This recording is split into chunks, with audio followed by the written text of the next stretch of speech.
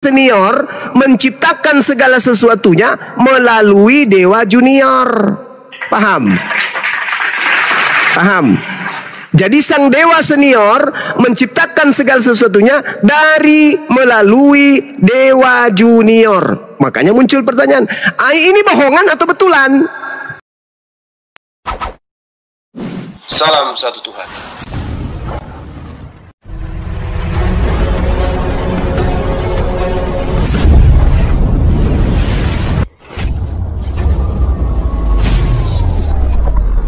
Pengantar ini singkat, para sahabat. Dukung semua ya sahabat-sahabat kita, channel Densa News Muslim. Di like, di subscribe, di share sebanyak mungkin. Untuk supaya mencegah sahabat-sahabat kita di luar sana tidak terpengaruh terhadap pemurtadan. Semoga Allah memberikan selalu sikap istiqamah. Salam satu Tuhan, Allahu Akbar. Dewa junior, yaitu Yesus. Makanya muncul pertanyaan, benarkah demikian?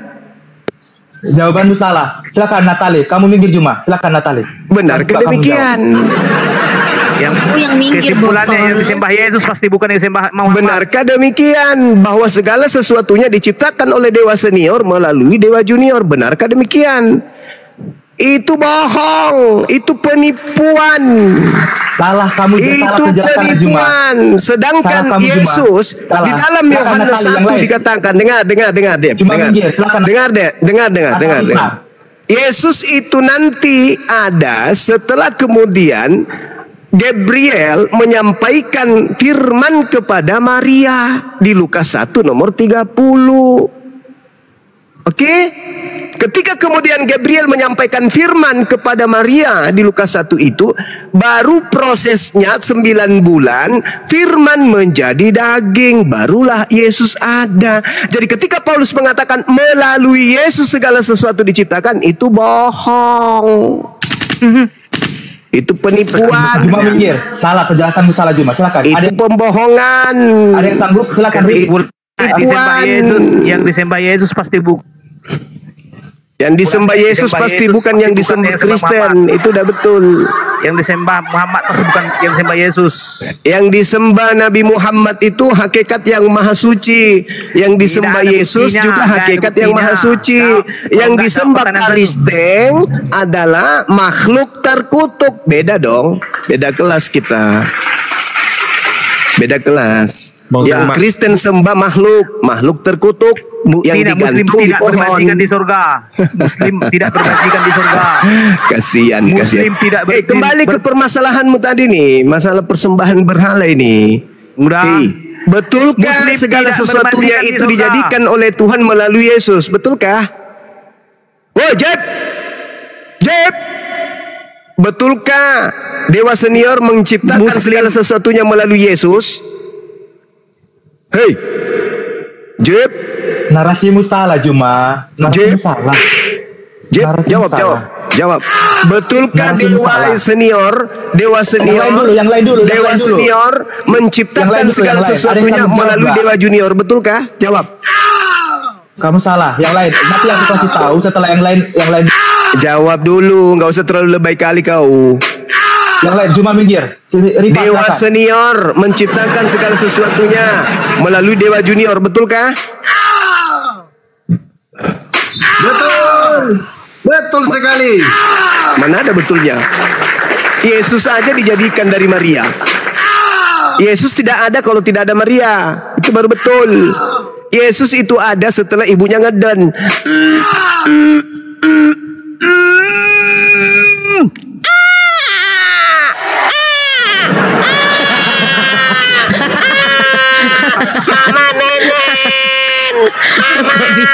Mama nenen. Ini dewa junior kalau tidak dikasih netek jadi bonsai dia, bonsai. Bisa mirip gitu bang. Juma kamu minggir. Silakan yang lain. Ada yang mau jelasin nggak? Mana ada. Maria lebih dulu dijadikan, baru ada anaknya tuyul. Masakan gara-gara Yesus Maria ini ada? Kalian ya, gak ngerti dasar penyembah tuyul. Percaya diri sekali ketika saya uji gak ngerti Alkitab. Mama lucu. Mana ada? Maria ada melalui Yesus. Hakikat Allahmu apa? Nggak bisa jawab.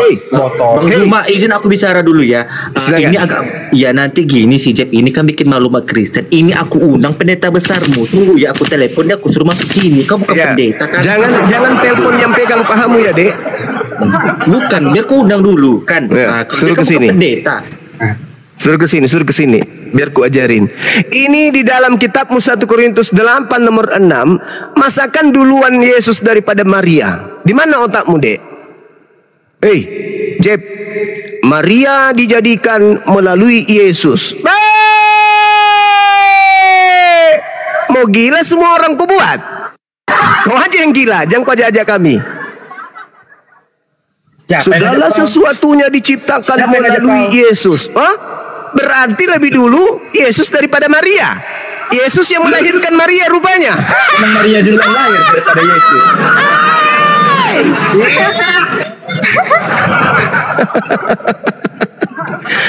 Pada hari Senin, Yesus melahirkan seorang ibu kandungnya sendiri. Lahirlah Maria. Dari apa? Dari apanya Yesus? Dari apanya Yesus lahir? Dari kuku.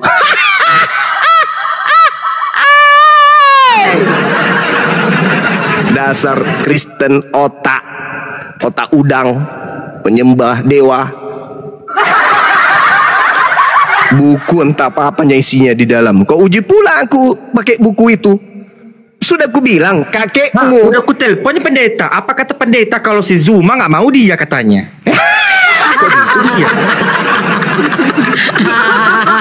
Berserak.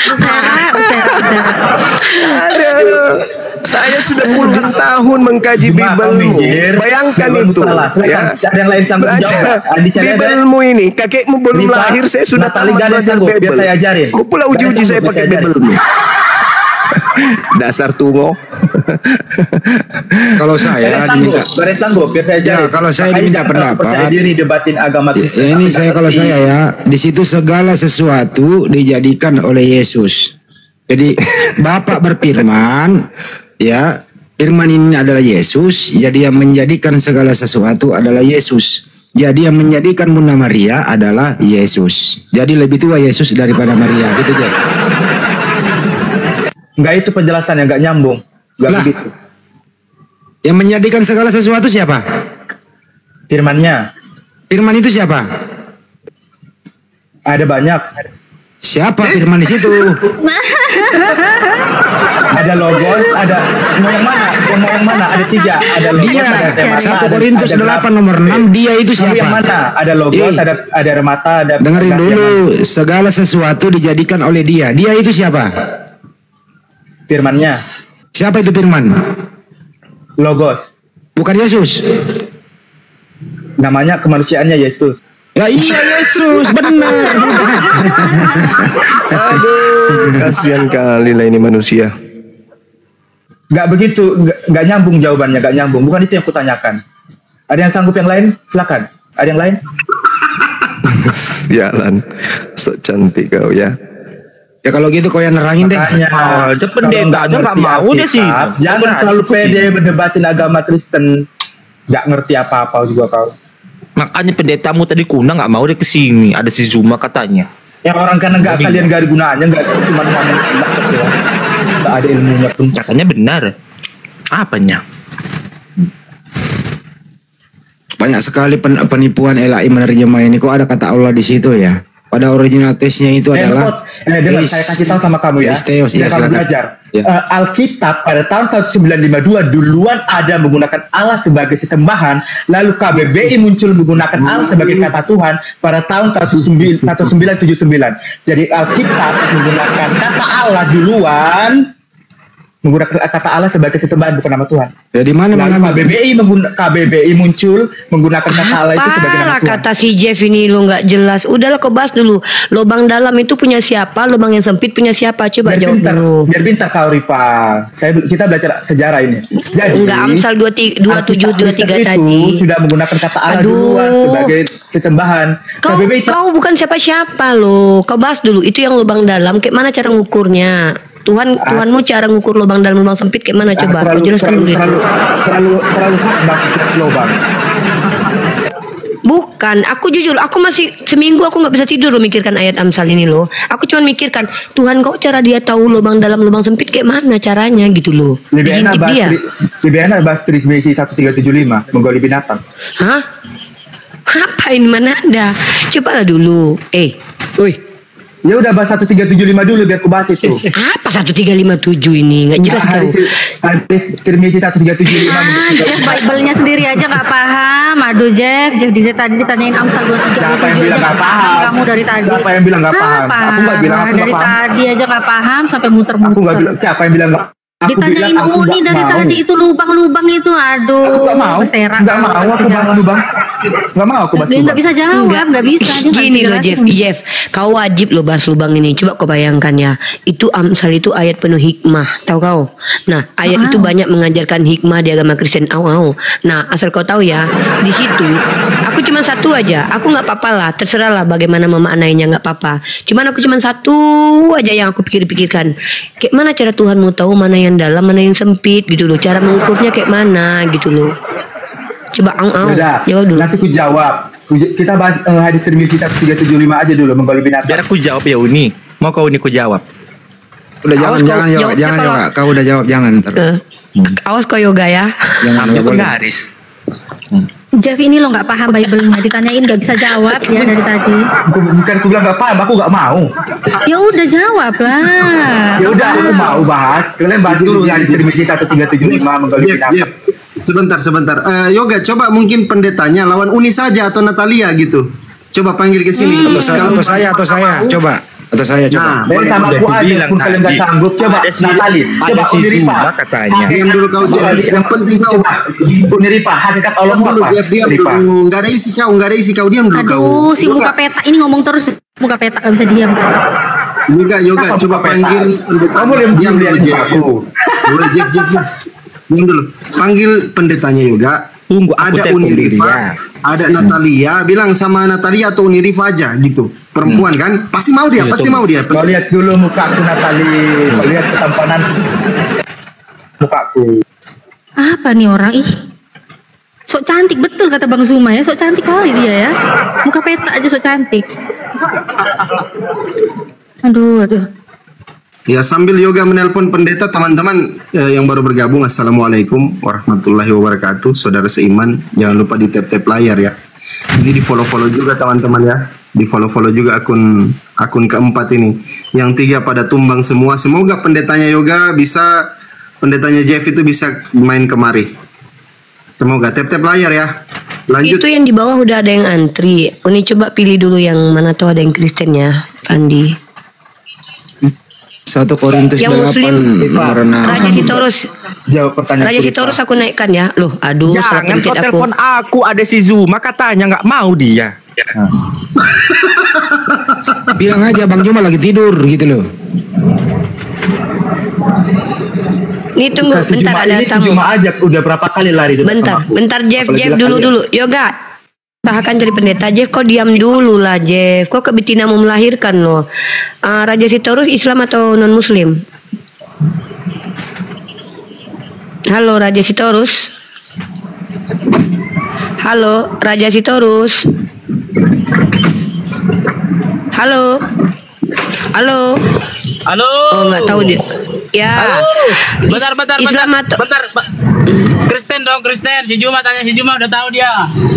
Oh ya udah, di mute dulu, baru nanti ngomong sama Bang Zuma. Di mute dulu, standby dulu. Ya, standby ya, oke. Berarti dia masih standby. Si Torus standby. Saya carikan juga ini, ya. Yang di bawah, yang Muslim saya saya stop permintaannya ya, saya matikan ya, biar saya bisa pilih yang non Muslim dulu yang di ke atas ya. Yang Muslim yang lagi tap layar kepencet, saya turunkan. Saya pilih yang Kristen aja ya, mohon maaf. Gue masak naikkan lagi nggak Bang Juma? Saya besarin Natalia dulu ya supaya dia tidak lihat akun Bang Zuma itu pendeta, takut dia. Mau asar dek di sini. Iya, gue masak naikkan nggak Bang? Ya, siap. Oh abang mau asar? Iya, sedikit aja, sebentar aja, silakan. Yaudah, gue masak kasih ini, kasih dikibulin sama Yoga. Aduh salah pencet lagi aku nih. Aduh, yang muslim tarik dulu permintaannya lah. Lanjut bang, abang mau sholat kan? Lanjut bang.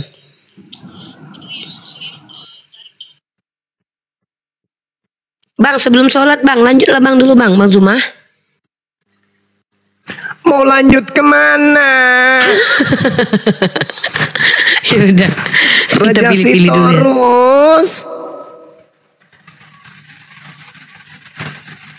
Mana pendetanya Dinda Yoga? Gak mau dia bang, takut dia ada kau katanya bang. Gimana nih? Samanya seperti kemarin di Bandung mau debat. Sudah 4 kali pertemuan. Kita mana mau bahas-bahas yang beginian. Gak mau dia begini-beginian dia. Pas pertemuan terakhir mundur. Apa yang gak mau? Kau dibayar mau dia. Mau kalau dibayar. Nah, ini bilang gak mau.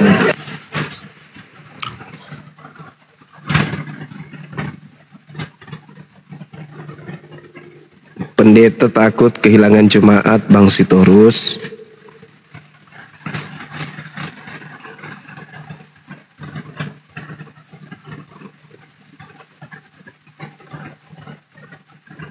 Bang Sitorus, ayo, apa yang mau didiskusikan? Bentar.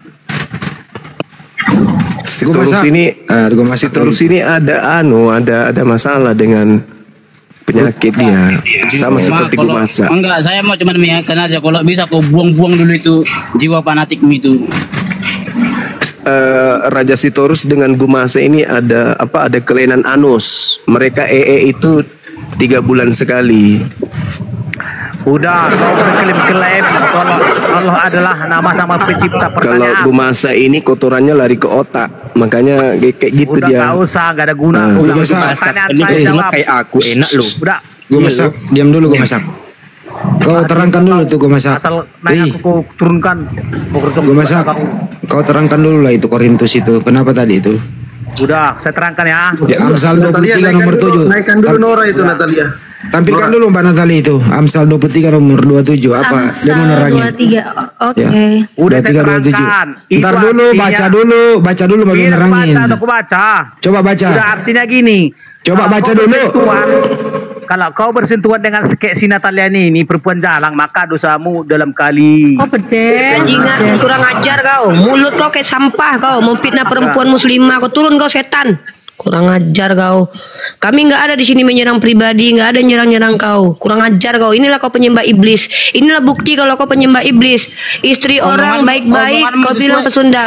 Kau diam kau. Laki-laki yang penyembah Kristus, yang mengaku penyembah Kristus, penyembah manusia berkelamin, kurang ajar mengatakan perempuan di sini Natalia sebagai perempuan jalan. Kurang ajar, nggak akan kubiarkan kalian. Kurang ajar kalian. Iya, nggak ada otak kalian. Katanya kalian ajaran kasih, perempuan yang nggak kenal kalian serang, kurang ajar. Ada otak kalian. Aku kalian serang nggak apa-apa, tapi kalau saudariku kalian serang di hadapanku, nggak kubiarkan kau. Masa kau lah penyembah iblis kau, jelas ya. Jadi teman-teman perhatikan ya, saya sudah bilang berkali-kali. Secara ajaran kita bisa membuktikan kalau ada ajaran-ajaran iblis yang mereka ajarkan kepada seluruh manusia. Pertama, bersekongkol dengan penjahat. Kasihilah musuhmu, saudaramu masukkan ke penjara kalau berkata kata kafir. Kalau saudaramu berkata jahil masuk neraka, tapi musuhmu kasihi. Inilah ajaran iblis. Kenapa saya katakan ini ajaran iblis? Dalam hukum Indonesia saja, bersekongkol dengan penjahat sama dengan penjahat. Kalau mereka mengaku ajaran kasih karena mengajarkan ajaran kasih musuh, artinya mereka mengajarkan ajaran kasih iblis. Kumasa kau penyembah iblis, kau mengatakan Tuhanmu banyak, kau penyembah iblis sejati. Implementasi ajaran iblis adalah dengan kau menuduh perempuan yang kau tidak kenal, istri orang di sini kau bilang perempuan sundal. Mama kau pesundal. Kalau perempuan nyerang perempuan nggak apa-apa gitu loh. Ini laki-lakinya pelecehan kau. Saya sih Mama kau. Saya sih terima aja ya kalau misalnya teman-teman tadi mengatakan saya itu perempuan jalan, nggak apa-apa. Aku sih salah. Aku biasa aja. Ya. Karena memang teman-teman kita ini kan yang mainnya ya dengan orang-orang yang kayak saya ini. Lelaki pula ketahuan ya. Kembar si wanita jalan gitu loh. Sama-sama si Raja Sitorus ini, ya kan Sitorus? Ya kan? Terus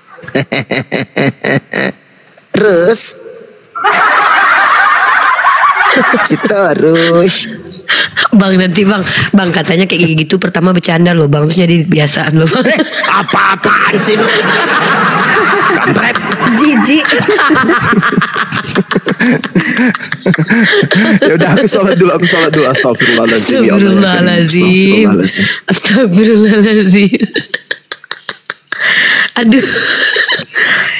Awas kok yoga ya, macam-macam kok ya. Apa aku bilang kayak gitu tadi kok? Yoga cuco. Kandi, nanti jadi beneran. Astagfirullah. Uni. Kali. Oke. Bismillahirrahmanirrahim. Bang J, kau orang Palembang asli? Lalamu sih Uni, belah dari kecil aku di sini, jadi ya orang Palembang itu kan. Oh, berarti memang daerah tinggal sana. Oke lah, ada apa-apa, masalah. Kau Katolik berarti? Iya Uni. Kau udah Katolik itu dasar keajarannya cek mana? Kalau mendalam sih tidak ya Uni, soalnya kan itu kan ke gereja juga. Okay. Mungkin sebelum Uni isi kau air bersih dalam botol nih macam ini, aku nak kasih kau ilustrasi nih. Botol nih kalau di dalamnya menurut kami ya, dalamnya ada kotoran dan lumpur, itu tidak akan bisa diisi dengan air putih. Kalau lumpurnya tidak dikeluarkan dulu. Aku nak bahas dulu pemahaman kau tentang Katolik. Kita pakai bahasa Indonesia biar orang yang nonton, yang dengar paham dengan baik dan benar, oke? Biar ini bisa fokus denganmu ya. Oke. Sekarang kalau kita bicara tentang ajaran Katolik, Uni mau tanya, sejauh pemahamanmu tentang Katolik, apa yang kamu ketahui? Sejauh pemahamanmu, apa yang kamu ketahui dulu? Kalau enggak, Uni yang kasih tahu. Menurut kami berdoa kan atas nama Yesus, Putra dan Roh Kudus, itu setiap kami berdoa gitu kan. Sudah sih emang. Oke. Memang aku tuh naik ke sini. Aku ganti pakai bahasa Cak Manu nih lah, biasa pakai bahasa Palembang. Dapo. Kalau tidak bisa dapo apa. Bahasa Palembang baik dapo. Uni insyaallah mengerti. Ya, Cak ini. Aku kan lah biasa kita Jumat gereja itu kan ya pasti bayar perpuluhan lah itu. Laju kan ya itu tadi ada kasus ibuku sakit, lalu juga ada pendeta yang ngobatin sembuh. Nah dari situlah ada yang tadinya udah giat ke gereja jadi ke gereja cak itu, bahkan ikut organisasi gereja juga cak itu. Nah cuma karena kesembuhan itu ya jadi makin percaya cak itu kan, jadi makin percaya. Oke, jadi begini, kalau seandainya kebenaran menurut perspektifmu karena banyak orang menyembuhkan, maka semua dukun yang menyembuhkan menggunakan kekuasaan setan, kekuatan iblis itu benar menurut kamu. Itu bahaya. Ini yang tidak pernah dipakai oleh umat Islam. Umat Islam itu cara membedakan mana kebenaran, mana yang tidak benar itu dengan ilmu pengetahuan. Ya, ini beda kita. Kalau hanya dengan menggunakan klinik, mohon maaf saya bilang klinik ya. Oh ada pendeta, kamu tahu tidak? Berapa banyak pendeta yang terbongkar kebohongannya kemudian oleh pendeta sendiri. Pendeta satu dibongkar kebohongannya oleh pendeta satu tentang penyembuhan dan metode-metode penyembuhan itu. Bahkan kalau kita bicara dukun-dukun, sebelum ada ajaran Islam dan ajaran Kristen di Indonesia, mereka aliran animisme, mereka aliran-aliran dulu juga menyembuhkan dengan cara macam-macam tanpa ada urusan dengan Tuhan. Oke? Maka kebenaran seperti itu tertolak secara universal. Uni harap kau di sini pakai kognitif ya, tidak pakai imani saja, tidak pakai doktrin, tidak pakai klinik, karena klinik tak bisa dibuktikan. Seandainya memang ajaran Kristen itu adalah orang-orang yang diurapi roh Tuhan mampu menyembuhkan, tidak mungkin ada rumah sakit. Berapa orang yang disembuhkan waktu COVID dulu? Pendeta Andi Simon, berapa ribu orang yang sudah disembuhkan waktu COVID? Kenapa COVID masih ada waktu dulu? Kalau memang mereka bisa menyembuhkan, ini yang disebut dengan apa? Ini yang disebut dengan umat Islam anti dengan kebodohan. Itu dulu pahami. Paham tidak maksud Uni? Paham Uni. Cak ini sih Uni. Begini ya Uni. Jadi menaku jengok orang Bali itu kan ada yang nyembuhin dengan cara orang Islam, ada yang ngedoain dengan cara mereka. Atau juga di sini banyak kali memang mayoritas kan Muslim dan sembuh juga. Saya itu juga sama pendeta saya itu. Nah, apakah Tuhan itu banyak? Lah juga kan saya itu kan Uni. Tujuan aku tuh Pintar, Masya Allah. Ya. Tujuan aku tuh datang ke sini tuh sebenarnya jengok di YouTube sih Uni, ada di Seliweran gitu. Laju aku jengok kan, ada di TikTok. Aku pengen coba belajar lah cah itu. Beberapa kali sih gitu. Nah jadi agak ada ya dibilang keraguan ya. Ya, tidak tahu lah Uni. Coba dijelaskan be. Oke. Kita begini aja deh. Apa yang membeda? Gini. Oke, mungkin ke dasar dulu deh. Tahu enggak? Kita ini semua ada punya pengetahuan waktu kita lahir. Hah? Paham enggak? Kau, aku enggak tahu apa-apa waktu kita lahir. Oke. Paham? Kita tahu kalau ini warnanya merah, ini warnanya hitam, ini rasanya panas karena kita diberitahu. Betul enggak? Oke. Ketika kau masih kecil, kau percayalah itu. Kalau nanti seandainya udah masuk maghrib nanti ada hantu lah. Padahal kau tidak pernah tahu apa itu hantu. Tapi karena kita kecil kita percaya dengan itu. Itu namanya doktrin. Paham? Nah, kau dalam Islam sudah dikatakan dalam hadis Nabi kami Muhammad ibnu Abdullah itu mengatakan menurut pengajaran Islam bahwa anak kecil itu lahir sebagai muslim, fitrahnya muslim. Tapi kemudian orang tuanya lah yang menjadikan dia Nasrani dan juga Yahudi. Kau lahirmu sebagai manusia itu suci. Tapi ketika kau besar didoktrin sama orang tuamu memberikan kau pengetahuan bahwa Yesus adalah Tuhan, Natal itu adalah hari kelahiran Tuhan, bla bla bla segala macam. Nah kau terima itu karena kau bentar. Tenang dulu sayang, tenang dulu adikku. Setelah itu kau terimalah itu sebagai anak kecil dari orang tuamu, pengajaran seperti itu. Tapi setelah kau umur sekarang kau sudah dewasa, kognitifmu menuntutmu untuk bertanya sebagai penggalian ilmu dan informasi. Inilah sekarang kau berada di sini. Maka seperti yang terjadi kepada yoga, kau naik ke sini bukan karena kebetulan. Tapi karena Tuhan pencipta alam ini sebagai bentuk keadilannya mengizinkan kau naik ke sini untuk kau dapat ilmu. Setelah kau dapat ilmu, tak terbantahkan nanti kau kafir kepada Allah, maka telah terputus. Baru setelah diputuskan kau itu kafir. Tapi ketika kau tidak mendapatkan apapun, kau masih dalam ahlul fatrah, belum mendapatkan ilmu pengetahuan. Karena kafir itu artinya menolak, menutup diri. Maka Allah kami ini Tuhan yang maha besar, maha pengasih, maha penyayang.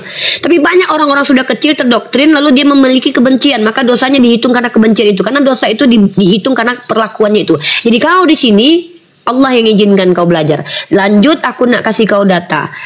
Kalau kau nak bicara tentang Katolik, saya kasih kau satu data yang sangat penting tentang siapa penulis kitab menurut orang Katolik. Ya, itu dulu. Kalau kau tidak tahu siapa Tuhan, bagaimana Tuhan, tidak mungkin kau tahu kecuali kau baca kitab suci. Paham tidak? Oke, Uni. Nah, atau kau bisa tak tahu Tuhan tanpa kitab suci? Tuhan itu pasti ada, Uni. Bukan masalah Tuhan itu pasti ada atau tidak. Kau tahu tentang Tuhan, cak mano Tuhan itu bisa tidak? Kau, ibumu, ayahmu, kakekmu bisa tahu kalau tanpa kitab suci tentang Tuhan? Bisa tak menurut kau? Kitab suci itu kan pedoman, Uni. Iya, maksudnya kamu bisa tidak mengenal Tuhan tanpa adanya kitab suci? Diakui ya Uni, Tuhan itu kan jadi manusia, jadi ya tahulah kamu. Tidak, coba kau dengar dulu pertanyaan Uni. Tanpa kitab sucimu, kau bisa tidak tahu kenal dengan Tuhan? Tidak ada tahu nih. Mantap, pintar. Jadi kita, kamu, saya, seluruh manusia ini yang mengaku beragama ini tidak akan pernah tahu tentang Tuhan kecuali melalui kitab suci. Sepakat tidak? Kecuali kau nabi. Oke. Kau yang bawa kitab suci. Mantap. Dari situ dulu kau pegang kata-katamu ya. Nah, sekarang kalau Al-Qur'an kami, walaupun dia hadir secara historis di abad ke-7, penulisnya jelas. Penulisnya Zaid bin Sabit. Sumbernya jelas, Nabi Muhammad SAW. Dengar. Al-Quran itu ya kitab suci yang adalah perkataan Allah yang diturunkan berangsur-angsur selama 23 tahun. Nah, dengarkan dulu Al-Quranku. Al-Quran itu adalah perkataan Allah yang diturunkan berangsur-angsur selama Nabi Muhammad menjadi Rasul 23 tahun, 2 bulan 22 hari. Kurang lebih 23 tahun.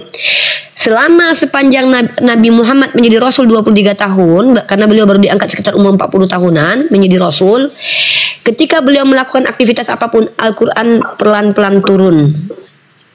Jadi bukan gedebuk buku dari langit. Paham? Oke. Nah, ketika Al-Quran turun berangsur-angsur, pada waktu Nabi saya menjadi khalifah, beliau sudah punya penulis-penulis wahyu. Jadi yang menghafalkan Al-Quran dan yang menuliskannya, ya, Nabi saya menghafalkan Al-Quran yang diberikan malaikat Jibril, lalu mengajarkannya kepada para sahabat.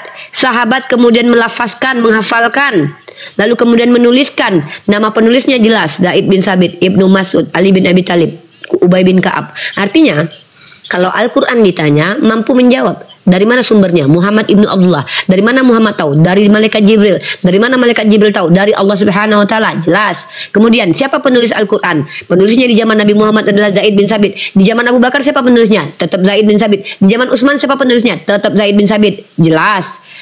Tapi tidak berlaku di kitab kau, Dek. Kau Katolik, mari kita pakai data Katolik.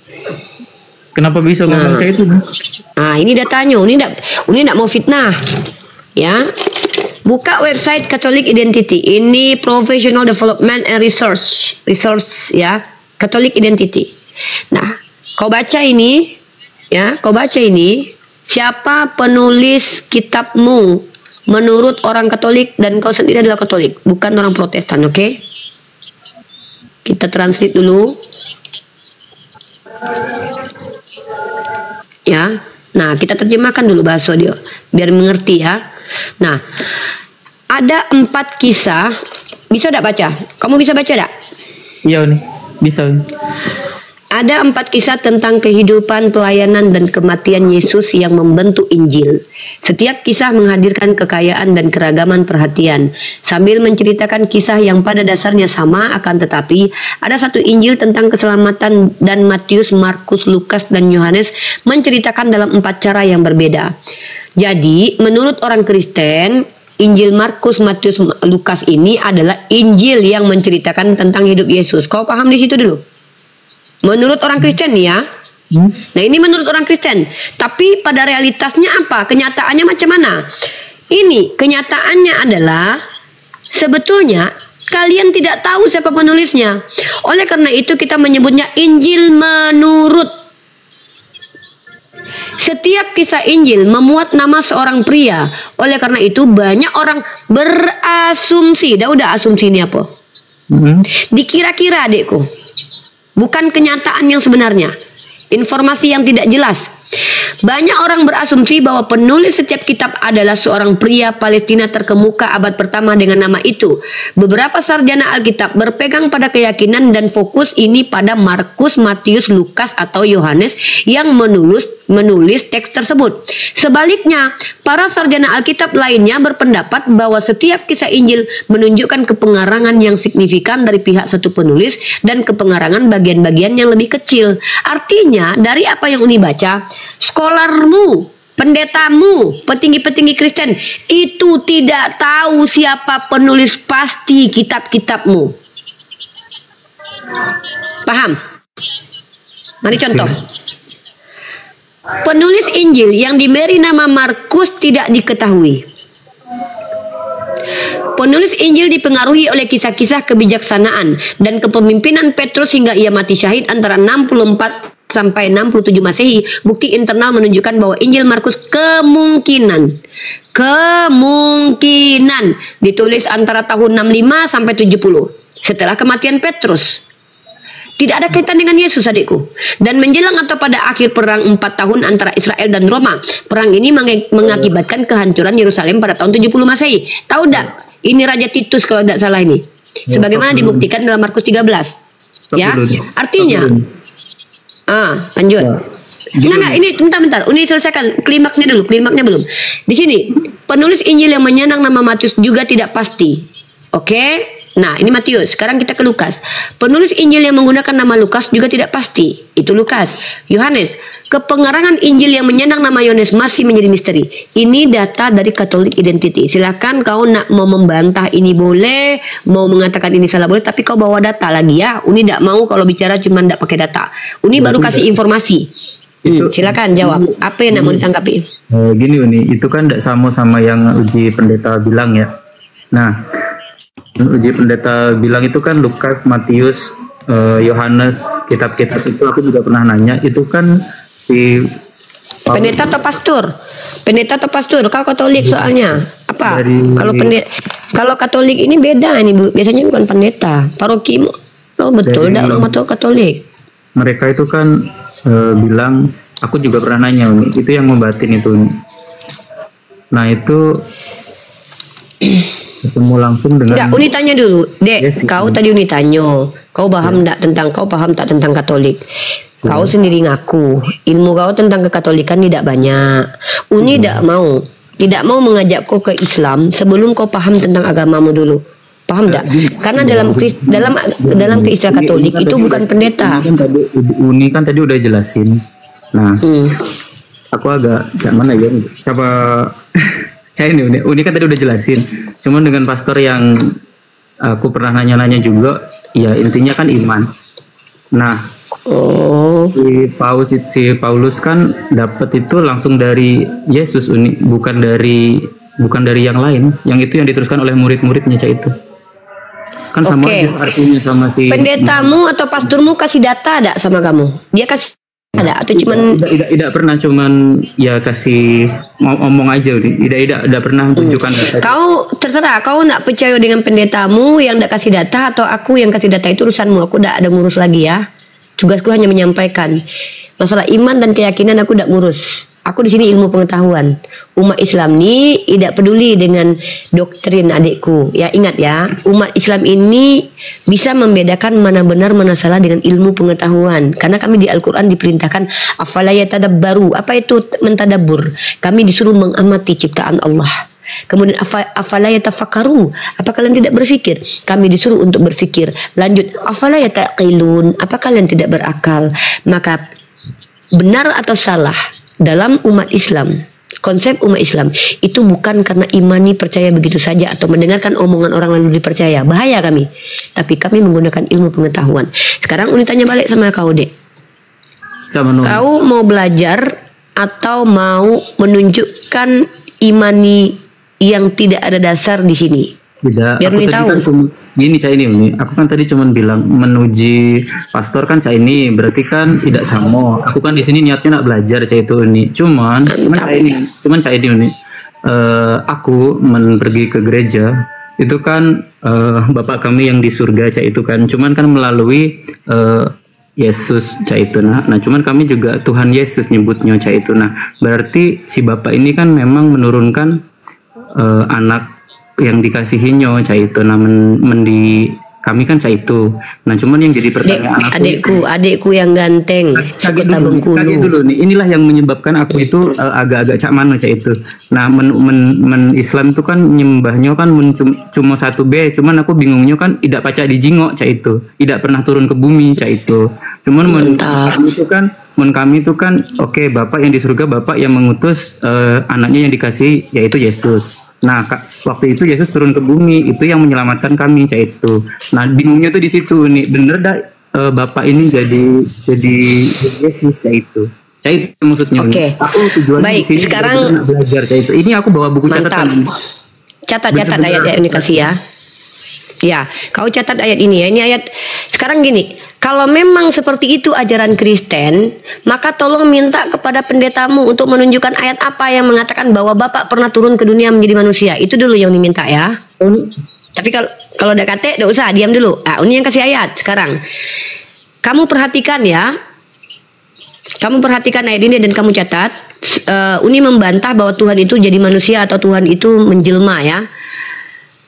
Kamu baca Keluaran pasal 33 nomor 20. Kamu catat. Kita buka datanya pakai Bible yang ada di tempat Uni ini ya. Pasal 33. Keluaran pasal 33. Keluaran 20 ya. Kita pelan-pelan aja ya, karena kau mau belajar, kita pelan-pelan. Nomor 20 ya. Lagi firman-Nya, engkau tidak tahan memandang wajahku, sebab tidak ada orang yang memandang aku dapat hidup. Ini bantahan untuk pernyataan bahwa Tuhan itu bisa dilihat. Kenapa? Kalau memang Tuhan bisa dilihat, siapa yang menceritakannya? Karena ketika manusia melihat Tuhan, manusia akan mati. Paham enggak? Paham. Catat dulu. Bentar. Udah. Nanti. Keluaran 20 udah aku catat tuh. Catat. Nah, sekarang di 1 Timotius pasal 6 ayat 16. Coba. Itu perjanjian lama. Sekarang kita ke perjanjian baru. 1 Timotius berapa nih? 1 Timotius pasal 6 ayat 16. Assalamualaikum Bang Jibril. Laju nih. Kita baca dulu ya. Kita baca dulu ya. Oke, kau catat ya dek ya. Ini kau penting kau catat. Kalau memang kau ingin belajar, insya Allah kau akan mendapatkan apa yang kau cari. Karena Tuhan itu bukan Tuhan yang zalim. Kau berhak dapat ilmu ya. 1 Timotius pasal 6 nomor 16. Ini pelan-pelan Uni. Berapa umurmu dek? 26 Uni. Janganlah aku bentak sayangku itu.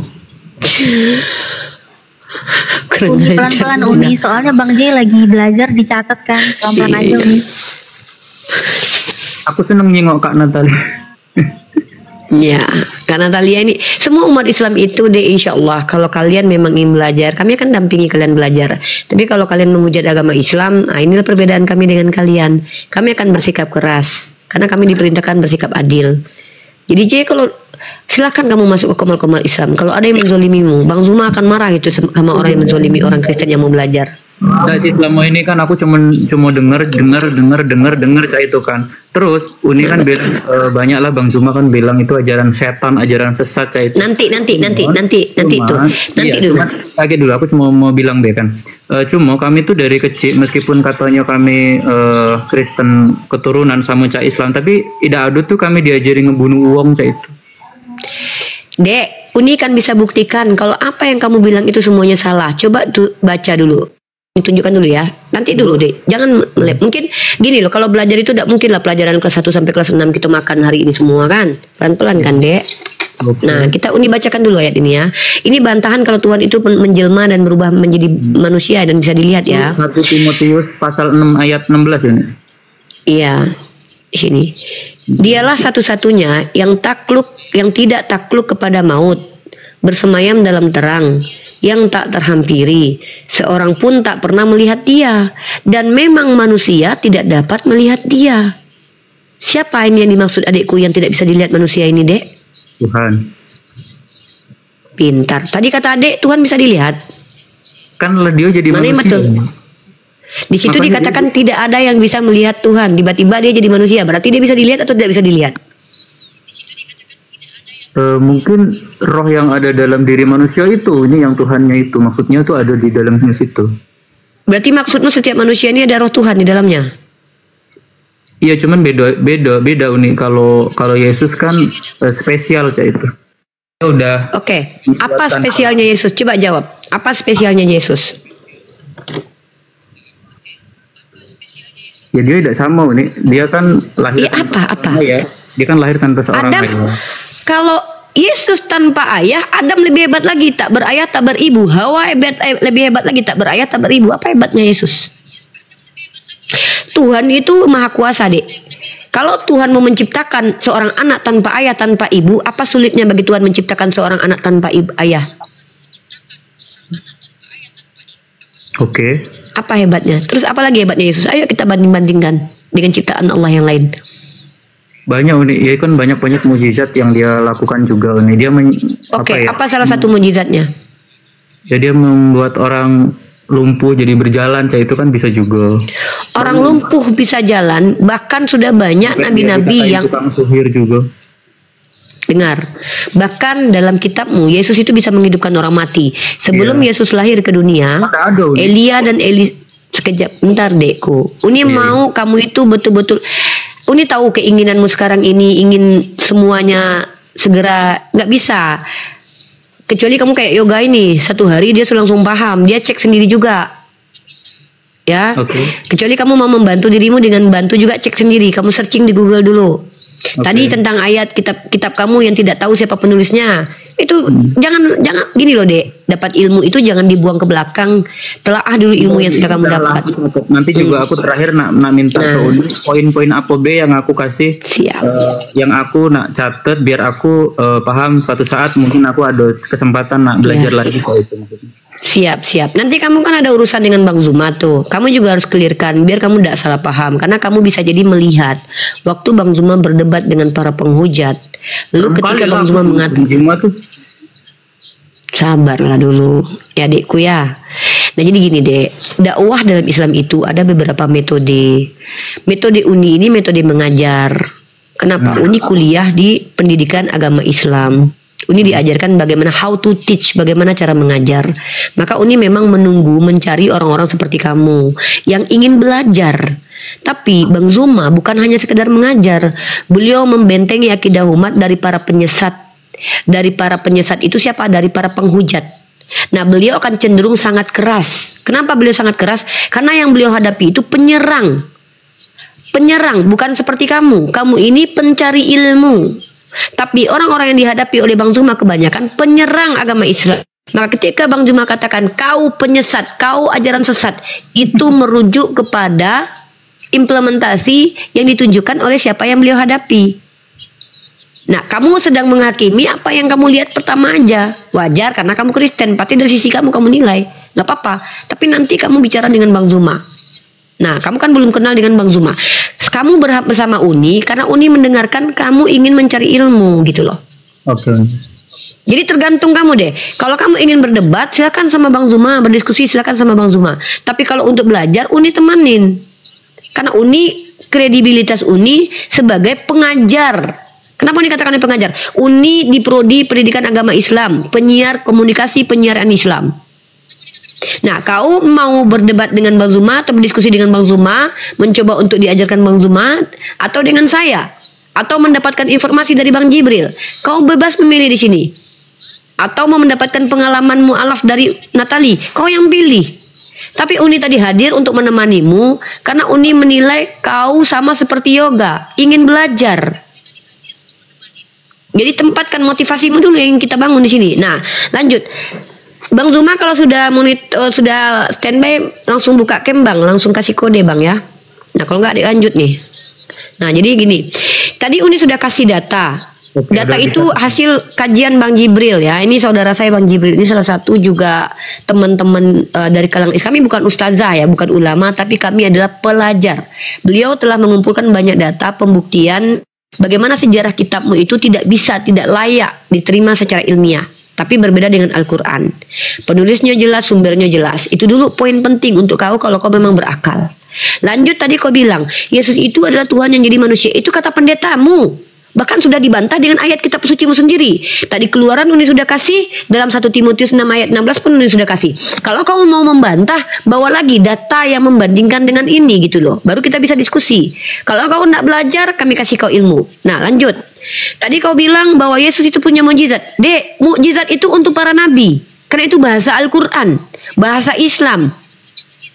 Paham? Tuhan tidak bermukjizat, Dek. Tuhan tidak perlu bermukjizat. Tuhan tanpa membuktikan kekuasaannya dia tetap Tuhan. Tapi kenapa seorang nabi harus membuktikan kekuatan dalam dirinya dari Tuhan? Karena dia harus meyakinkan manusia bahwa dia seorang nabi. Tuhan tidak perlu itu, Dek. Paham enggak? Nah, jadi kalau Yesus mau dikatakan hebat, bermukjizat, jangankan yang menyembuhkan orang sakit, menghidupkan orang mati saja sudah pernah dilakukan Elia dan Elisa. Kau tahu enggak kalau Elia bisa menghidupkan orang mati? Jawab dulu. Tidak tahu, aku tahu Yesus. Mau ayatnya? Mau ayatnya? Oke. Oke. Ini dulu yang dikhawatirkan. Kalian banyak nggak tahu ayat kitab suci kalian. Makanya harus pelan-pelan sama kalian. Nggak mungkin pelajaran 9 tahun harus dimakan 1 jam cepat-cepat singkat, nggak mungkin. Nah, coba kamu lihat dalam kitab Perjanjian Lama, Elia dan Elisa. Bahkan Elisa ketika sudah jadi mayat pun bisa menghidupkan orang mati. Bayangkan hebatnya. Apa mau menuhankan mereka? Tentu tidak mungkin. Ya. Bentar ya. 1 Raja-Raja pasal 17 coba buka. Kamu ada Bible enggak di sampingmu? Biar kamu bisa baca sendiri. Baca dewe. Aduh. Bentar ini. Aku juga buat buku catatan banyak kali. Makanya pelan-pelan dulu di sini. Kasih satu topik biar kau udah pusing. Doktrin tentang Tuhan menjelma jadi manusia tadi udah dibantah sama kitabmu. Dan kau udah enggak pernah orang Yahudi itu, Bani Israel itu. Oh ya, ini Bang Zuma udah nih. Bang, ini ada saudara kita J namanya. Beliau mau belajar Dan beliau juga mencatat apa yang kita sampaikan. Mungkin abang mau ambil alih dulu. Oke, baik. Bismillahirrahmanirrahim. Kita diskusi ringan ya. Al-Quran kemudian menyelaraskan iman saudara Kristen di dalam surah An-Nisa ayat 117. A'udzubillahi minasyaitonirrajim. Iyad'una min dunihi illa inatha wa iyad'una illa syaitanan marida. Yang mereka sembah selain daripada Allah Subhanahu wa taala itu tidak lain hanyalah berhala inasan, dan mereka tidak lain hanyalah menyembah setan yang terkutuk. Nah, mari kita pelan-pelan mengurai ya. Saya teringat dengan perkataan Nabi Yesus di dalam Lukas 21 nomor 8. Waspadalah kepada penyesat. Penyesat ini Planos. Planos ini pembohong, penipu, iblis yang datang kepadamu dengan memakai namaku dan berkata, akulah dia. Waktunya sudah dekat, jangan kamu percaya, jangan kau mengikuti dia. Nah, saya ingin sedikit materi dari saudara Bang J. Menurut saudara, ketika Yesus berkata waspadalah kepada penyesat yang datang kepadamu dengan memakai nama Yesus, apakah penyesat ini berupa manusia atau penyesat ini berupa makhluk halus atau setan atau hantu yang tak terlihat? Silakan.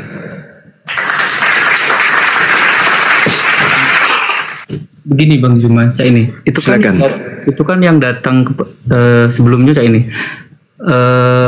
Kita kan hidup di dunia ini kan pasti bakal mati galuh, Cak itu. Nah, sebelumnya jangan disalah-salah jangan dihujat ya. Aku nak belajar. Sebenarnya aku takut juga sama Bang Juma. Soalnya dari kemarin aku jenguk marah-marah serem kali lah Bang. Jangan Cak itu marah. Tidak. Nih, J. Dengar dulu sebelum kau ngomong sama Bang Zuma ya. Ini kasih tahu lagi nih. Sebelum kau ngomong sama Bang Zuma, kan ini udah bilang, kau cuma melihat ketika Bang Zuma menghadapi penghujat. Kami yang lebih kenal siapa beliau ini ya. Makanya tak kenal maka tak sayang. Belajarlah yang baik dengan Abang Zuma. Insya Allah ilmunya. Tapi dengan catatan, jangan ngeyel. Karena memang kalau ngeyel dicubit kupingnya sama Bang Zuma. Aku aja sering kena cubit. Ya. Nah, lanjut sama Bang Zuma dulu. Silakan Bang J, Anda ngomong sepuasnya, silakan. Oke, tadi kan Bang Zuma kan udah aku catat poin-poinnya. Yesus bilang akan ada penyesat yang datang kepadamu yang mengaku dia adalah aku, saya itu kan. Nah, sementara memang ada yang datang kepada si Paulus, yaitu Yesus itu sendiri. Nah, kenapa kalau yang aku tangkap dari pastor gitu kan bilang ya itu beneran Yesus, bukan makhluk halus. Kenapa? Karena kan Tuhan itu maha segalanya, kayak itu. Jadi kan dia bisa melakukan apa aja Bang. Itu gimana Bang? Berarti kan emang Yesus beneran. Ya, kalau Yesus beneran, berarti bagaimana dengan peringatan Yesus? Waspadalah kepada penyesat yang datang dengan memakai namaku. Dan tanda-tanda penyesat itu ketika ia datang, mengaku bertemu dengan aku di padang gurun dan mengaku bertemu aku di dalam bilik. Ada 3 kitab buku yang ditulis Paulus di dalam bilik. Dan dia mengaku di dalam Galatia menerima pengajaran itu bukan dari manusia, bukan dari siapa-siapa, tapi dia mengaku menerima ajaran itu dari Yesus. Aku menerima bukan dari manusia, tetapi aku menerima dari pernyataan Yesus kepadaku. Nah, sekarang kapan Yesus datang kepada Paulus? Itu dulu poinnya. Sedangkan Yesus mengatakan waspadalah kepada penyesat yang datang kepadamu dengan memakai namaku. Waktunya sudah dekat dan jangan kamu percaya. Sekarang permasalahannya adalah, ini kalau kita percaya kepada Nabi Yesus, ketika dia mengatakan akan datang penyesat dengan memakai namaku, berarti akan muncul penyesat dengan mengatasnamakan Yesus. Akulah Yesus, akulah Yesus, akulah Yesus. Nah, kembali kepada Lukas yang tadi, ini penyesat muncul dengan memakai nama Yesus. Dalam rupa apa dia datang? Roh. Dalam rupa roh. Bagus. Tidak kelihatan. Nah, sekarang yang datang kepada Paulus dalam bentuk apa? Cahaya. Dalam bentuk cahaya, roh. Gimana? Kan cuman suara aja, bukan Yesus yang turun langsung itu kan tidak, cuman cahaya aja. Cuman cahaya.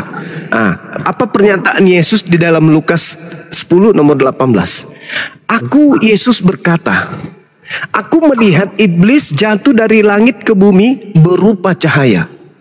Ayat berapa itu? Lukas 10 18. Lukas 10 18. Oke, Bang. Ya.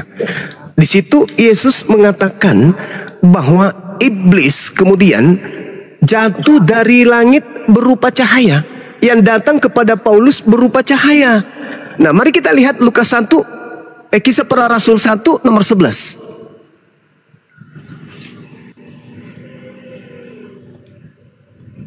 Oke. Apa yang dikatakan di sana? Malaikat berkata, Yesus yang terangkat ke langit, yang kau lihat terangkat ke langit, Yesus ini yang terangkat ke langit ini, yang meninggalkan kamu ini, akan datang kembali dengan cara yang sama seperti kamu melihat dia terangkat ke langit. Ini kata malaikat adalah sesuatu. Gimana? Yesus itu tidak mati dong, Bang, menurut Bang Juma. Nah, itu dia. Menurut kami kan Yesus itu kan mati disalib buat nebus dosa umat manusia. Yang mati itu Adinda J, yang mati itu adalah orang terkutuk. Saya tanya, apakah benar Yesus itu makhluk terkutuk? Tidak, Bang, dia tidak terkutuk. Nanti kita bahas itu. Nanti kita bahas siapa yang kalian sembah yang digantung terkutuk. Sekarang penyesat dulu yang kita bahas. Nah, di dalam Kisah Para Rasul 1 nomor 11, kalau ada orang Kristen hidup di dunia menjadi Kristen, pegang Bible, beriman kepada Yesus tapi tidak percaya data Kisah Para Rasul 1 nomor 11, mending dia bungkus dirinya dengan kain kafan aja. Karena data ini jelas tertulis. Dan berkata kepada mereka, ini yang berkata siapa? Malaikat. Malaikat yang berkata di sini. Bukan Lukas langsung, tetapi ini adalah perkataan malaikat kepada orang-orang Galilea. Malaikat ini berkata apa? Hai orang-orang Galilea. Galilea ini adalah tempat Yesus mengajarkan Injil kerajaan Elohim kepada Bani Israel. Mengapa kamu berdiri melihat ke langit? Yesus ini yang terangkat ke langit, yang meninggalkan kamu, akan datang dengan cara yang sama seperti kamu melihat dia terangkat ke langit. Pertanyaan saya, Yesus ketika terangkat ke langit lengkap dengan jasadnya kan enggak? Lengkap, Bang. Ini udah. Nah, lengkap. Jadi ketika datang ke bumi lengkap jasad atau cuman suara? Oh, berarti Yesus tidak mati ya, Bang? Ya lengkap, Bang. Lengkap. Yang datang kepada Paulus ada jasad. Suara, Bang. Suara, tidak ada jasad. Berarti yang datang kepada Paulus itu siapa? Yesus. Loh, gimana dong? Coba. Coba. Kita jujuran. Yesus, malaikat berkata, Yesus yang kamu lihat terangkat ke langit, dia akan datang kedua kalinya sama seperti cara dia terangkat ke langit. Ketika dia naik ke langit, dia lengkap jasad. Ketika dia ke bumi, lengkap jasad juga, bukan? Iya, Bang. Ya, ini. Yang datang ke Paulus, ada jasad nggak? Tidak ada. Ini poin-poinnya lah aku tulis galau, Bang, ya. Pertama, Yesus tadi izin ke langit. Laju, dari itu berarti Yesus tidak mati, cak itu kan. Nah, cuma yang aku pahami cak itu, Bang, Yesus ini kan anak Allah, anak Bapa. Nah, dia itu kan bisa melakukan apa baik, cak itu nah, Bang, maksudnya. Jadi bisa aja itu memang Yesus beneran, cak itu nah, Bang. Oke. Saya bacakan. Saya bacakan di dalam Matius 15 nomor 23, 24, 25, 26 sampai 27. Boleh? Boleh bang. Berapa bang? Boleh. Matius 24. Matius 24. Oke. Ya. Boleh dimulai dari data 15, tapi kita majukan sedikit di data nomor 23. 23. Pada waktu itu jika orang berkata kepadamu, lihat, Mesias ini siapa? Yesus atau Paulus? Yesus bang. Yesus. Jadi saya ulang. Pada waktu itu jika ada orang berkata kepadamu, lihat ada Yesus di sini, ada Yesus di sana, jangan kamu percaya. Sebab Yesus palsu dan nabi-nabi palsu akan muncul dan mereka adakan tanda-tanda yang dahsyat dan mukjizat-mukjizat sehingga sekiranya mungkin mereka menyesatkan orang-orang pilihan juga. Camkanlah. Aku Yesus sudah mengatakannya terlebih dahulu kepadamu. Jadi apabila ada orang berkata kepadamu, lihat Yesus ada di padang gurun, jangan kamu pergi ke situ. Atau lihat Yesus ada di dalam bilik, jangan kamu percaya. Jangan kau percaya. Kalau ada orang berkata ada Yesus di padang gurun, ada Yesus dalam bilik. Sebab ya, silakan. Silakan. Jadi Yesus ini kan anak Allah, anak Bapa yang dikasihi, itu kan. Dalam jiwanya Yesus ini kan ada roh Allah, itu kan. Nah, apakah itu maksudnya tidak memungkinkan bahwa yang ketemu si Paulus ini si Bapa itu sendiri, maksudnya ya Tuhan itu sendiri kan, Tuhan bisa ada di mana bae, Bang? Oke, baik. Untuk menjawab itu kita kembali kepada pernyataan Yesus di dalam Yohanes 14 nomor 16. Boleh kita baca? Boleh, yang tadi itu aku udah catat juga Bang. Berarti Cah itu menitu bener Yesus. Berarti Yesus bohong maksud Abang Cah itu ya? Iya, betul. Karena Yesus sudah bilang. Iya, betul. Nah sekarang Yohanes 4 nomor 16, aku akan minta kepada Bapa agar Bapa mengutus seorang penolong lain. Yohanes 14:16. Yohanes 14 ayat 16. Jadi yang datang setelah Yesus terangkat siapa? Seorang penolong lain. Yang datang kepada Paulus ngaku siapa? Yesus. Penolong lain nggak itu?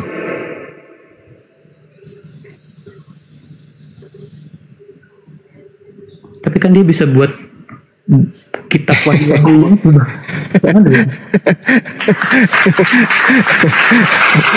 Yesus berbohong nggak ketika dia minta, aku akan minta kepada Bapa agar Bapa mengutus seorang penolong lain. Kalau dia penolong lain, apakah Yesus?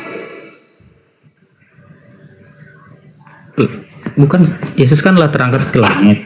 Berarti yang datang penolong lain. Kan roh Bang. Iya, enggak, tunggu. Jangan ke roh dulu. Kalau seorang itu roh atau ada jasad? Kalau orang itu ya lengkap roh dan jasad Bang. Yang datang ke Paulus? Cahaya, roh. Ada jasad? Tidak ada Bang. Bisa disebut seorang nggak itu? Tuhan Bang. Tuhan. Jadi sementara keputusannya adalah Tuhan. Yang datang setelah Yesus Tuhan atau seorang? Menuju Yesus seorang. Menurut Yesus yang datang seorang atau Tuhan? Seorang. Yang datang ke Paulus atau? Terbang. Hati-hati.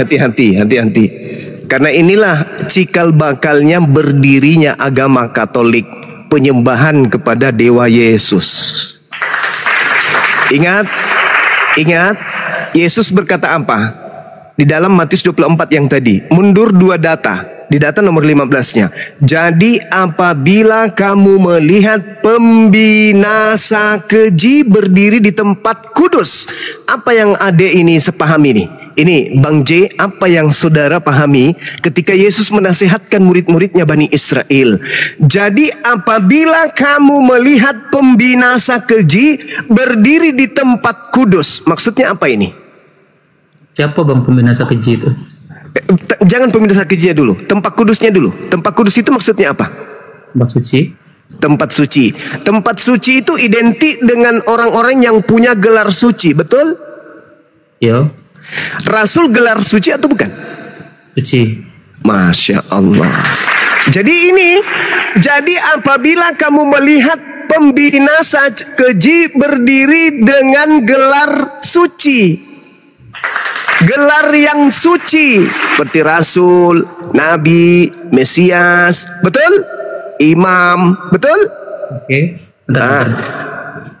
Benar dong. Pelan-pelan bang, pelan-pelan bang. Bentar bang. Ya. Aku catat galau bang. Silakan. Arti, oke bang, lanjut bang. Nah, ini pembinasa keji menurut saudara ajarannya baik atau ajarannya buruk? Ya kalau pembinasa keji buruk bang. Oke.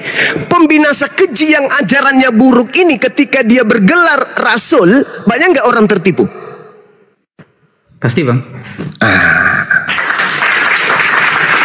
Jadi orang cuma lihat gelarnya, dia nggak lihat ajarannya. Padahal gelar Rasul di belakangnya adalah membinasakan manusia sampai ke neraka. Betul?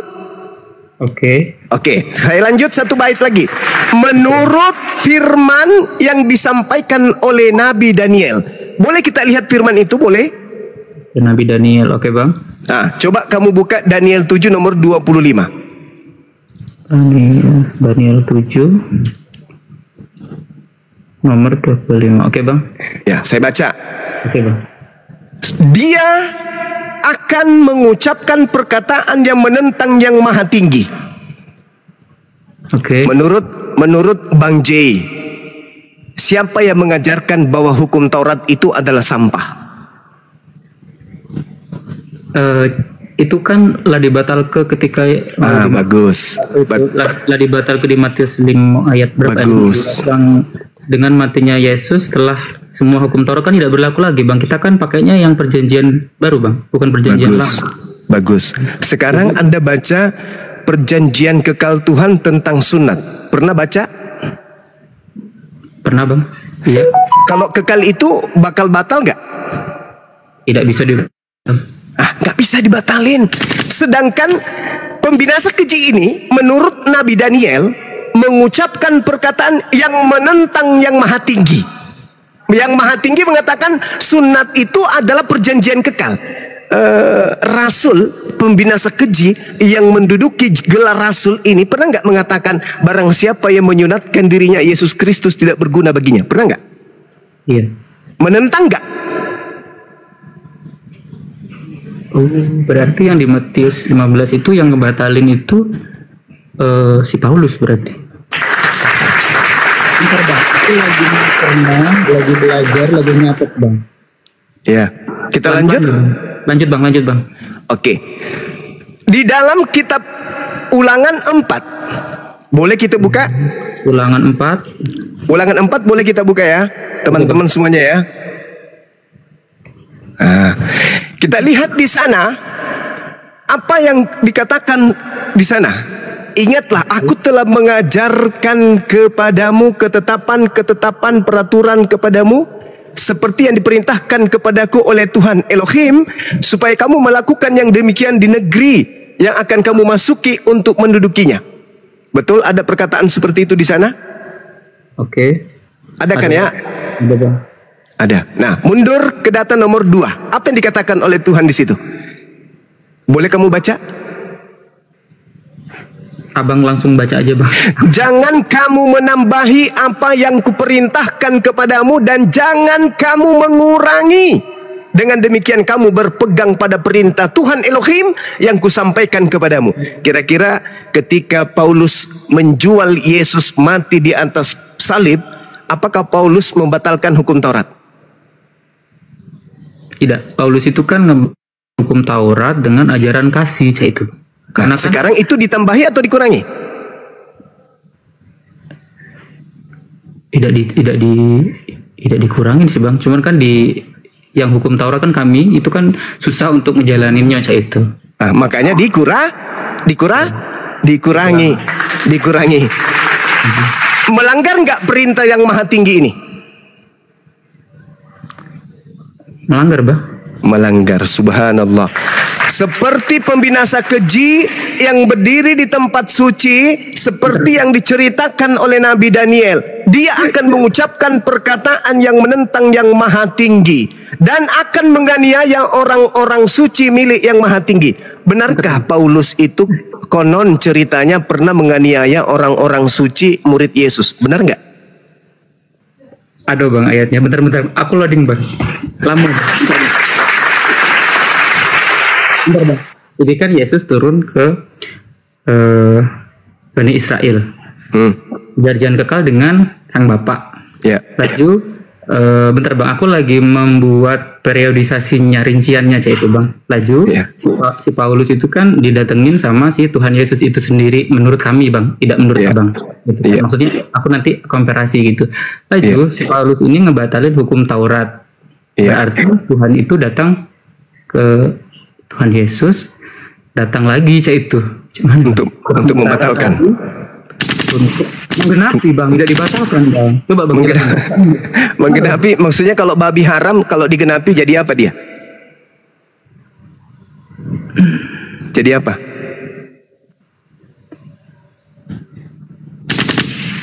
Rendang babi.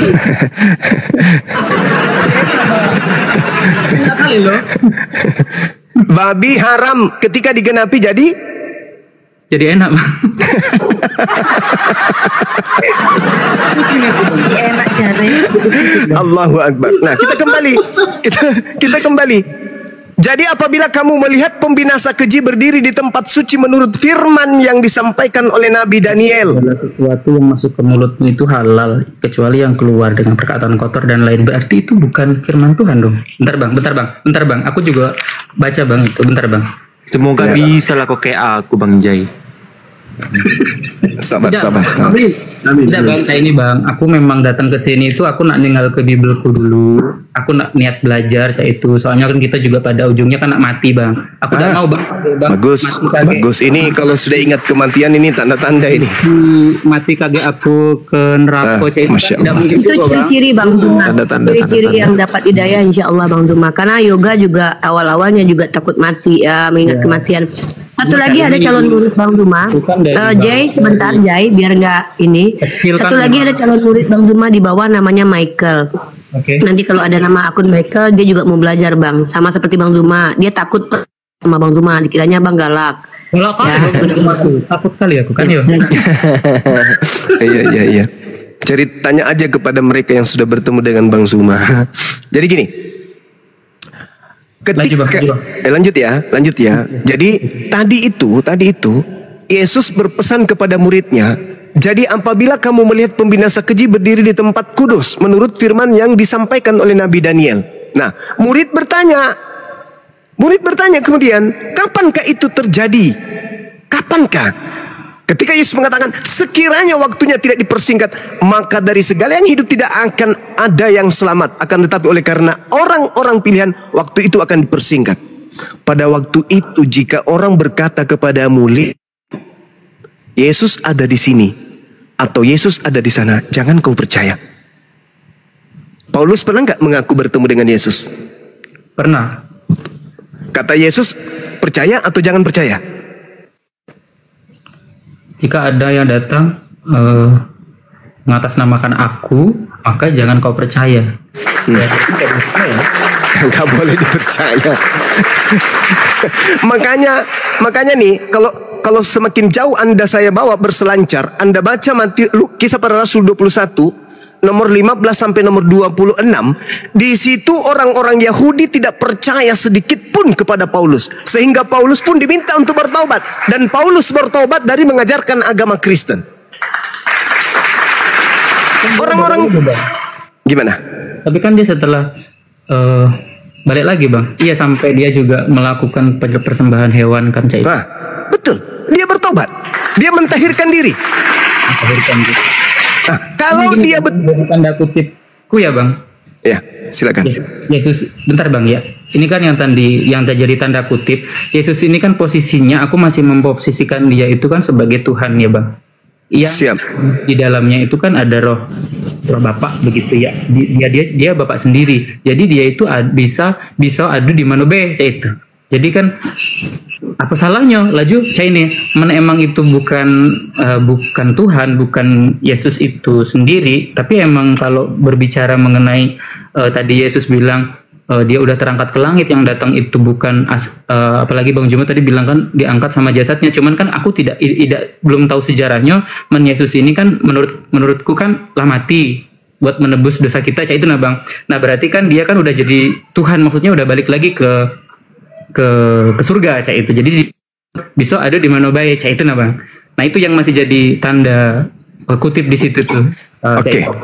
Oke, saya paham. Sekarang begini, Anda percaya nasihat Yesus akan datang penyesat dengan memakai namanya dan berkata akulah Yesus? Anda percaya?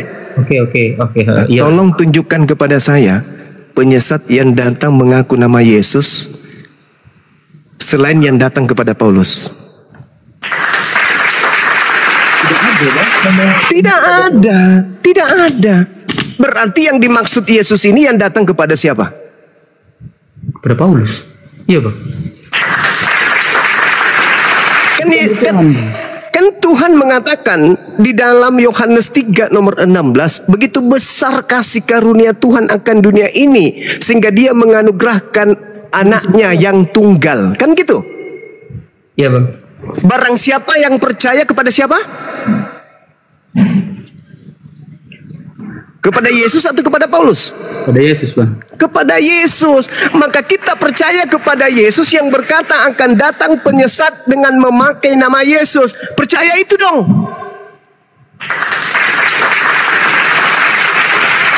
Karena akan datang penyesat dengan memakai namaku, dan dia akan menyesatkan banyak orang.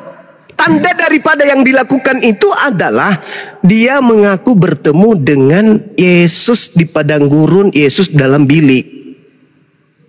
Tergenapi semuanya kan? Tapi ajarannya itu udah ada Bang, yang ajaran jelek kayak itu. Selama aku dari kecil diajar. Oke, baik. Baik. Menyembah Tuhan Yesus, Allah dan Putra Roh Kudus itu Bang, itu tidak ada aku temui sih Bang. Maksudnya ya oke, tadi aku tinggalkan Bible itu Bang ya. Cuman kan aku juga harus cross check sama yang aku pahami, meskipun itu cuma sedikit kali itu. Oke, baik. Sekarang kita lihat ajaran Paulus. Ketika Paulus mengatakan firman Tuhan yang datang kepada Nabi Musa itu sebagai tinja, kotoran, sampah, itu menurut saudara baik? Buruk Bang. Buruk. Satu. Ketika Paulus mengajarkan bahwa Yesus mati dengan cara terkutuk di atas pohon, itu baik menurut saudara? Dengan matinya Yesus di atas tiang salib, bentar Bang, aku baca. Galatia 3:13. Tapi kan Yesus dosa-dosa kita. Bang Juma izin Bang. Gimana deh? Sebelum lanjut Bang, ada informasi buat Bang J ya. Nanti kamu akan membuktikan implementasi ajaran setan dan ajaran manusia ya. Sudah saya dapat kabar kalau VT kamu sudah dikomentari sama orang Kristen ya. Bersabar ya Dinda, sama seperti yoga juga. Pertama yoga belajar seperti ini, dia langsung banyak yang DM pendetanya, keluarganya, bla bla semuanya. Dan siap-siap kamu juga akan mendapatkan hal yang sama. Tapi lanjut belajar dengan Bang Zuma. Bismillah, mudah-mudahan kamu dapat hidayah dari Allah. Lanjut Dekku. Waduh. Silakan. Apa yang Anda ingin tanggapi yang tadi? Galatia 3 nomor 13. Iya. Dengan matinya Yesus di atas tiang salib, udah menembus kutuk, itu udah kelar. Ya, Bang, yang tadi Abang bilang itu yang Yesus menjadi kutuk itu Bang. Ya. Itu kan untuk menebus dosa-dosa umat manusia. Itu ajaran siapa? Rasul Paulus. Sekarang Tuhan mengajarkan di Imamat 1 nomor 2. Itu kan perjanjian lama Bang. Nah sekarang perjanjian lama itu firman Tuhan. Perjanjian baru firman Paulus. Yang mana Anda ikuti? Firman Paulus yang dapat dari Yesus. Sementara Yesus sudah terangkat ke langit. Bentar Bang, aku lagi apa ya Bang? Bang, soalnya aku sabar ya Bang ya, kan aku belajar. Ini. Coba untuk menetralisir ini, kan kekacauan berpikir yang ada sekarang nih. Kamu ingin mendudukkan perkara-perkara itu. Coba saya bacakan dulu Yohanes 17 nomor 8 ya, boleh? Boleh Bang. Yohanes berapa Bang? Aku nanti 17 nomor 8. Yohanes 17 nomor 8. Yohanes 17 ayat 8. Oke Bang. Segala firman yang engkau berikan kepadaku telah aku sampaikan kepada mereka, dan mereka benar-benar tahu, dan mereka telah menerimanya, dan mereka percaya bahwa engkaulah yang telah mengutus aku. Segala firman yang Tuhan berikan kepada Yesus, apakah Yesus sudah sampaikan sebelum terangkat ke langit? Segala firman telah aku sampaikan kepada mereka bahwa mereka benar-benar mengenal aku. Ini kan Yesus waktu itu nyampaikannya kepada murid-muridnya, Bang. Iya, semuanya telah disampaikan, betul? Betul. Ya, kitab. Iya, betul. Semuanya telah disampaikan, bukan? Oke. Nah, terus 13 buku yang ditulis oleh Paulus itu firman dari mana? Dari Tuhan, Bang. Tapi kan Tuhan siapa? Tuhan siapa? Hah? Loh, bukannya firmannya semuanya sudah disampaikan kepada murid-muridnya? Ada dua Tuhan dong ya?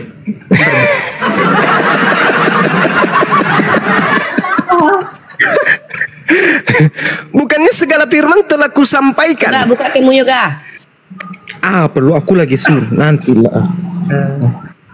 Coba. Segala firman yang engkau berikan kepadaku telah aku sampaikan.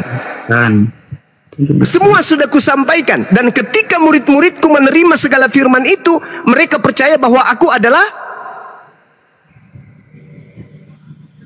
utusan. Terus Paulus yang mengajarkan Yesus itu adalah Tuhan, itu firman dari mana? Ya dari Tuhan yang datang ke Paulus itu, Bang. Kalau yang datang menurut Yesus setelah Yesus Tuhan atau seorang? Pelan-pelan Pak Supir. Sabar Bang Zuma. Bentar, Bang. Iya, siap. Sorry. Ada 13 buku ya, Bang. Itu dari mana? Yang kami imani hampir seberapa ribu tahun. Cuman kalau si Paulus ini bukan dapat dari Tuhan, mana bisa, Bang, dia nulis sebegitu banyak buku? Kalau dari setan boleh nggak? Dari setan? Iya. Boleh nggak? Ya boleh juga sih, Bang. Bentar, boleh. Disuruh baca 2 Korintus lagi. 2 Korintus 11-17, coba kau baca pernyataan Paulus. Ya ampun. Kayak mana?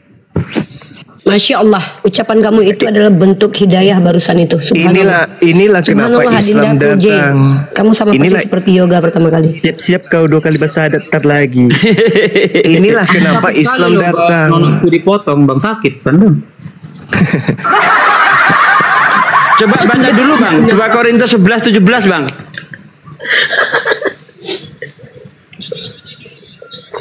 Masya Allah. Kasihan dia itu. Justru ini dia sedang dalam masa yang sangat luar biasa loh. Kita nggak perlu kasihani dia. Allah sedang sayang banget sama dia ini loh. Udah poin-poinnya udah aku catat semua, Bang. Cuma dari mulai awal tadi sampai akhir aku udah catat semua. Ulangin lagi, Bang, Pak. Itu Tuhan siapa yang datang ke Paulus? Itu dulu, ini poinnya di sini. Simpul pertama dulu. Bang Ji. Gini. Yang menerima firman dari Tuhan pencipta langit dan bumi itu Yesus atau Paulus? Itu Yesus. Jadi Paulus ini menerima firman dari siapa? Dari Tuhan Yesus. Tuhan Yesus yang Anda katakan Tuhan itu nerima firman dari mana? Dari Bapa. Dari Bapa. Segala firman yang diterima oleh Yesus telah disampaikan kepada muridnya, dan muridnya benar-benar percaya dan mengetahui bahwa Yesus adalah utusan. Berarti utusan. Nah, berarti ketika Yesus menyampaikan firman kepada murid percaya Yesus adalah utusan Tuhan. Betul? Oke. Paulus ini terima firman dari mana kok Yesus Tuhan?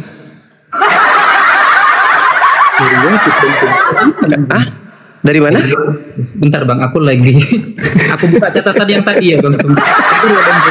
Ya, ini simpul pertama itu firman diterima oleh Yesus. Tidak ada firman diterima. Bentar bang, biar aku masuk. Bang Zuma, Babang Zuma, pelan-pelan Bang Zuma. Iya. Enggak, simpulnya aja dulu aku bilang. Simpul pertama dari seluruh pembicaraan kita adalah Yesus yang menerima firman. Paulus tidak menerima firman.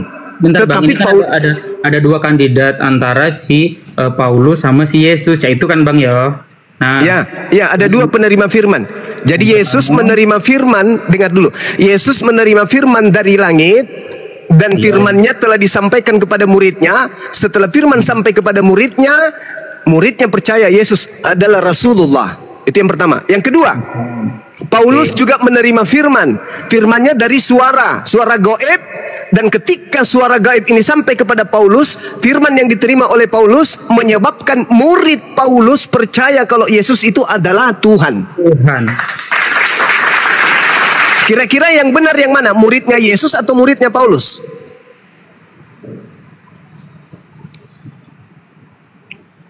Asik ada kawan kebentar lagi ya. Bentar ya Bang ya. Kira-kira yang benar mana? Muridnya Yesus ia mengatakan Yesus utusan Tuhan, atau muridnya Paulus ia mengatakan Yesus adalah Tuhan? Ya muridnya kan sama-sama Tuhan, dua Tuhan dong. Bentar ya Bang ya.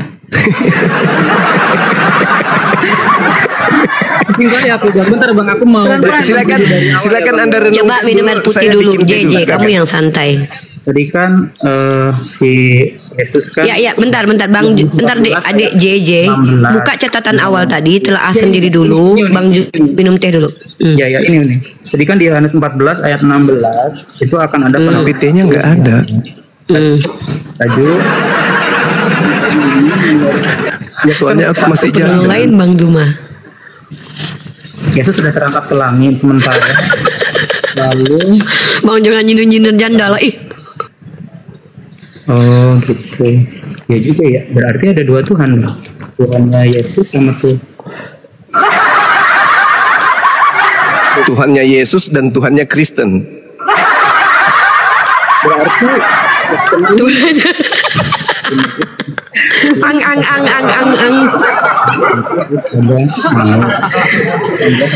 Aku Nora Aritonang, kalau gift tolong paus ya. Aku nggak terima lope-lope kau kasih. Paus.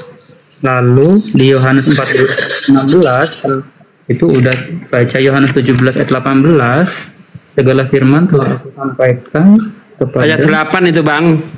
Yohanes 17 ayat 8 maksudnya. Iya, bukan 18 ayat 8. Salah tulis berarti ini 8. Sudah aku catat Bang. Aku lagi aku baca lagi. Berarti yang datang kepada Paulus itu bukan Tuhan dong Bang Zuma, menurut Bang Zuma. Bukan menurut Bang Suma, Bang J. Menurut Yesus, yang datang setelah aku adalah seorang penolong lain, bukan Tuhan. Yang datang setelah gimana? Penolong lain itu siapa? Nah, nanti kita bahas itu. Yang jelas, penolong lain ini akan memuliakan Yesus, hinakan Yesus. Baca Yohanes 16 nomor 13.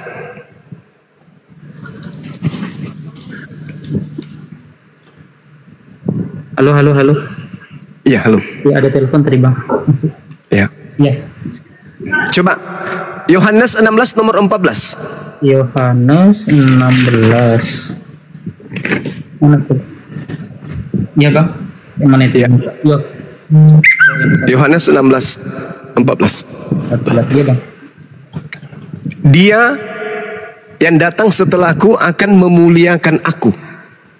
Kira-kira Galatia 3 nomor 13 itu memuliakan Yesus atau menghinakan Yesus? Galatia 3.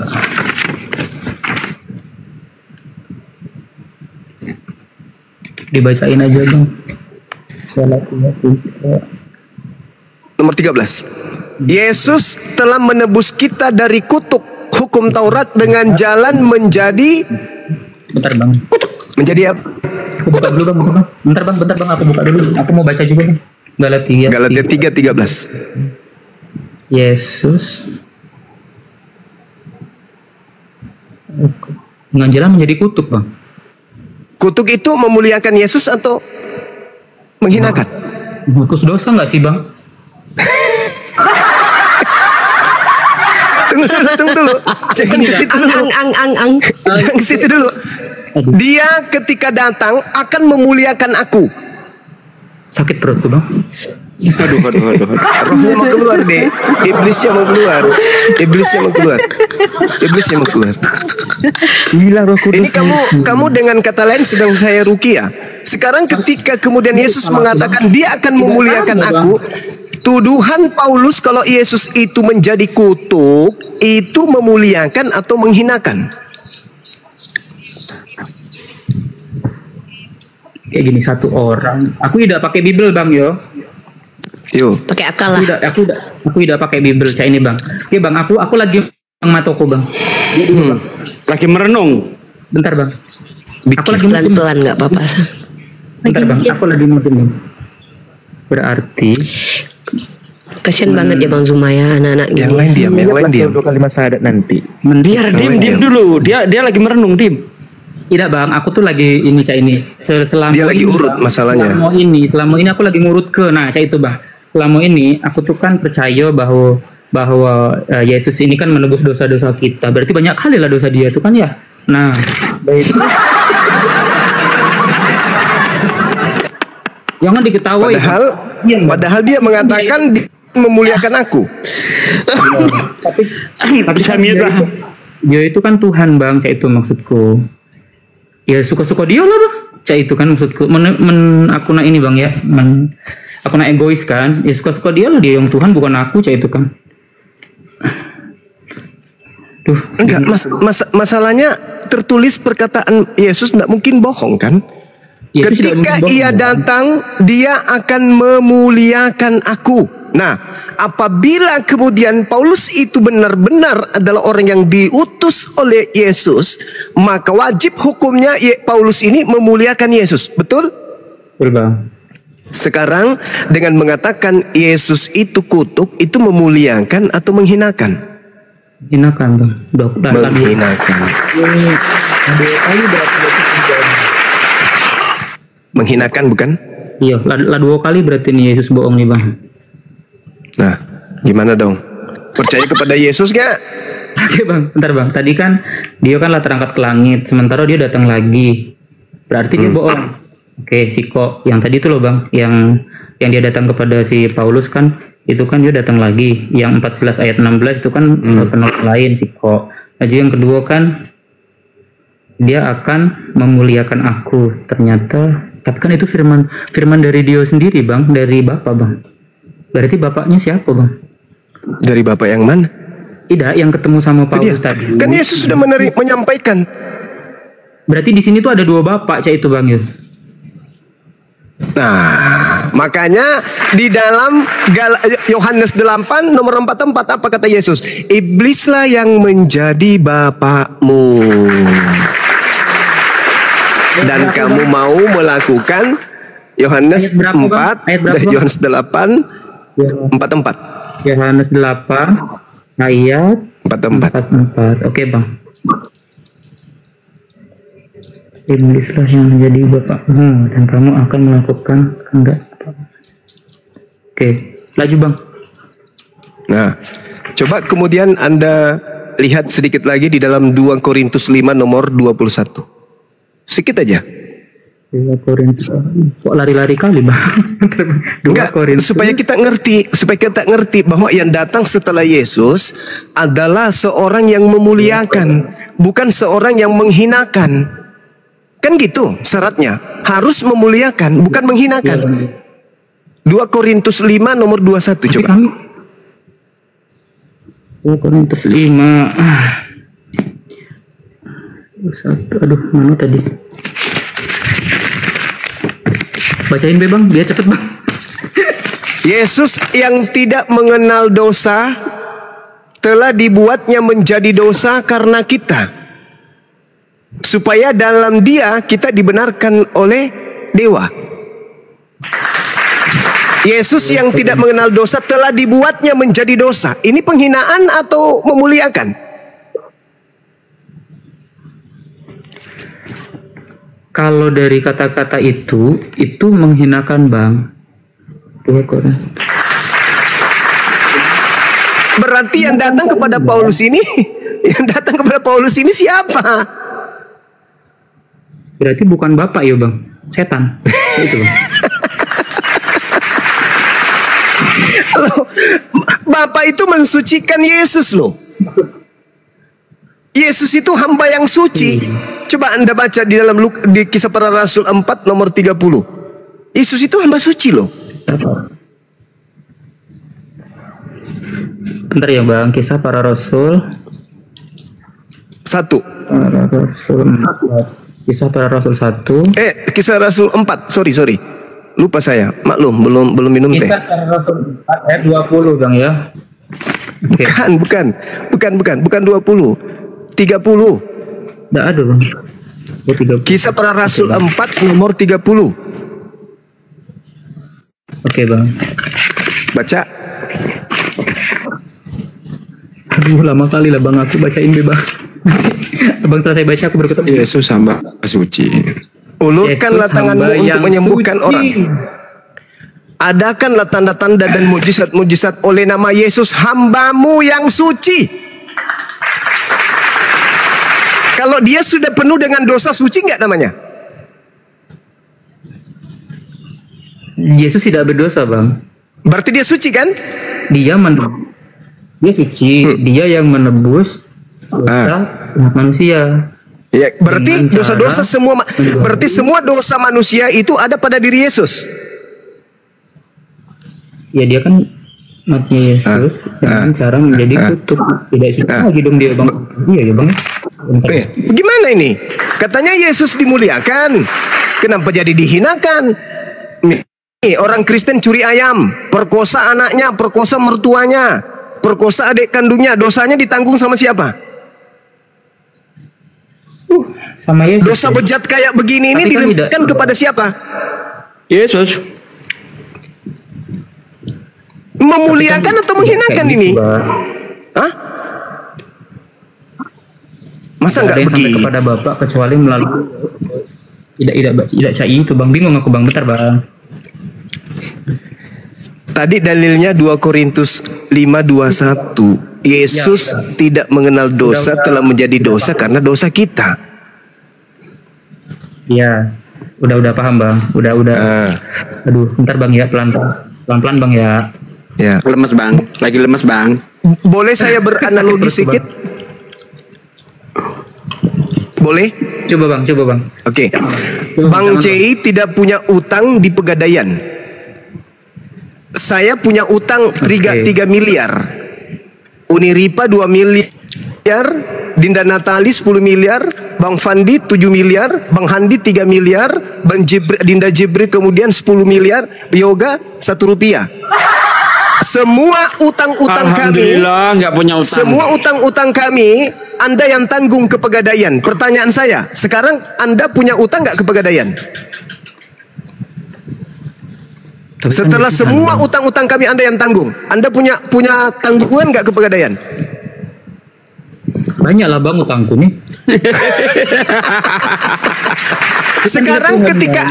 Sekarang ketika Anda punya utang banyak, kemana Anda hendak melunasinya? Kemana? Ke Pegadaian atau ke Posyandu? Ke Posyandu kayaknya Bang. Pusing. Ke Pegadaian lunasin utang. Sekarang ketika Yesus menanggung seluruh dosa-dosa Kristen, kemana hendak Yesus menanggungnya? Ke surga atau ke neraka? Neraka Bang. Jadi Yesus Anda masukkan ke neraka? Hah? Anda suruh Yesus ke neraka untuk menghapuskan dosa-dosa kalian, itu memuliakan Yesus maksudnya?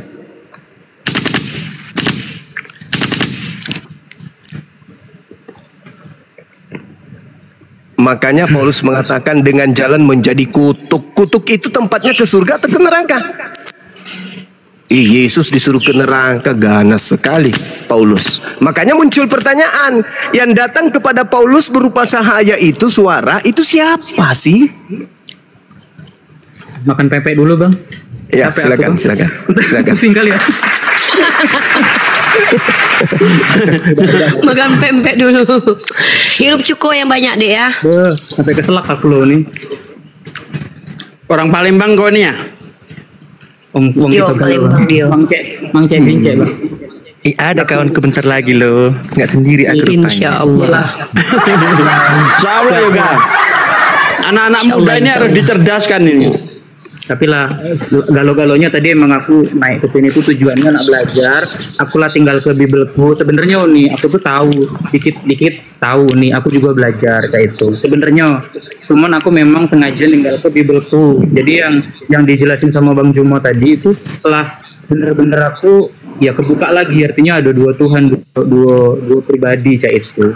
Berarti Alhamdulillah. berarti kan Dek, ya, Dek, Uni mau tanya dari penjelasan Bang Zuma tadi, masuk akal, masuk hati nurani tak? masuk. Cuman di sisi lain kayak ini Uni yo. Mungkin karena aku tuh kan lah lama di Katolik yo nih. Jadi kan kami itu kan sejak bayi dan aku tuh tidak pernah Uni diajari kau nyuri ini yo, kau ngebunuh orang yo, cah itu. Tunggu. Itu kita bisa buktikan nanti, Dek, dengan implementasi. Jai. Kau tidak pernah berbuat macam itu. Bukan berarti ajaran yang kau terima itu ajaran yang benar. Saya bisa membuktikan sama kau, Dek. Katolik itu terlalu banyak dosa masa lalu dan masa kelamnya, Dek. Dan gereja yang paling banyak pertusbolan anak-anak justru adalah gereja Katolik. Dan Paus Vatikan pernah minta maaf ke Kanada. Kenapa? Karena menjadi asbab habisnya suku Indian karena ada asimilasi paksa. Apa itu asimilasi paksa? Doktrin yang dipaksakan kepada suku Indian. Mereka diculik di rumahnya. Itu ada datanya, itu tidak bisa dibantah. Itu kenapa kemarin sekitar 2 tahun lalu 700-an diawali dari 700-an jenazah ditemukan di bawah gereja Katolik di Kanada. Dan setelah diotopsi banyak dari mereka yang mendapatkan kekerasan. Jadi kalau kau tidak pernah melakukan hal itu bukan berarti apa agama yang kau imani sekarang itu benar, karena kau tidak pernah menjalankan sesuai dengan kitabmu. Tapi petinggi-petinggi gereja Katolik itu dosanya terlalu banyak kalau baik sejarah, Dek. Bahkan mereka sendiri sudah mengakui. Itu kenapa Katolik itu ada namanya magisterium. Mereka membuat konsili untuk membuat sikap-sikap kebijakan beragama yang kemudian berubah-ubah. Paham tak? Jadi kalau kamu mau tahu bagaimana ajaran Katolik, jangan lihat dirimu sendiri, tapi lihat bagaimana mayoritas Katolik.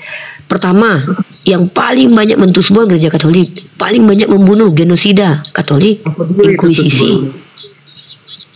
Aidah, cak manu ini pakai bahasa mengsodom, kaum Sodom, anak-anak. Oh iya nih. Pernikahan sesama jenis Katolik. Oke Uni. Itu implementasi ajaran bisa kita lihat. Udah Uni, udah cukup dulu nih hari ini, udah cukup dulu. Aku udah catat poin-poinnya, sudah aku runutin. Ini aku boleh naik lagi Uni. Kau dapat kartu VIP. Kau mau jumpa Bang Zuma boleh, Bang Jibril boleh, Uni boleh, Bang Andi boleh, Bebel berjalan boleh, Natali pun boleh. Udah poin-poinnya lah aku catat. Berarti tadi yang datang ke si Paulus itu kan berarti roh, bukan penolong lain. Penolong lain kan seorang, tapi itu belum dapat siapa dia, itu kan. Terus berarti kan penolong lainnya aku belum dapat siapa, itu. Terus 14-16 tadi yang penolong lain. Ada satu lagi, jangan sampai lupa, ada penyesat yang datang dengan memakai nama Yesus. Nah, itu ingat tuh. Ada yang penyesat yang datang memakai nama Yesus. Berarti itu tadi udah aku garis bawahi, gede kali Bang, aku garis bawahi Bang. Itu tidak Bang, soalnya emang itu poin-poin penting Bang. Ini Bang. Betul. Itu poin penting, betul. Ini juga Bang.